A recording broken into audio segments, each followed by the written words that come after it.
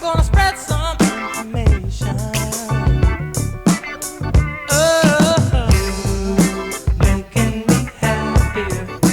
Now I am snappier while I'm with you. I got to be happier, 'cause I am happier.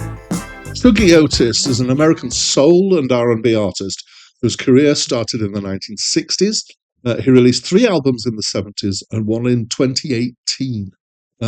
He has done a lot of work on other people's albums. Hi, my name's Dan, and this is a review of Inspiration Information by Shuggie Otis, which was released in 1974. It was his 3rd album, and it was his last for 44 years. It's my first listen to this album. Apparently, this album took 3 years to make, and most of the playing here is by Shuggie, apart from there are strings and brass which have been added to it.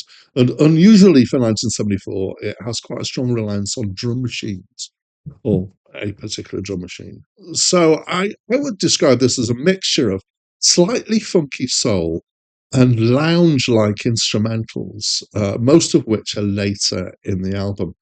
The whole thing is quite light in feel, is almost verging into easy listening, and it's got a slight jazziness to it, and maybe that means I could describe the lounge stuff as being lounge jazz. I don't know. I like the more groovy bits, less bothered by this instrumental. They felt quite filler to me, as if he had to get an album out and he didn't quite have enough stuff. And even then, it's quite a short album. Maybe it's just kind of done the minimal. So it felt a bit like, yeah, that. His voice is quite light, high and sweet, and it feels like a 70s kind of way. It reminded me of Leo Sayer when he's not blasting it out. So When I Need You by Leo Sayer, great song, and songs by Bread, for example. The songs are not about very much, and I don't feel like I've got much else to say. I would say it's light dinner party music for a kind of 70s theme. It doesn't feel like an album of consequence to me.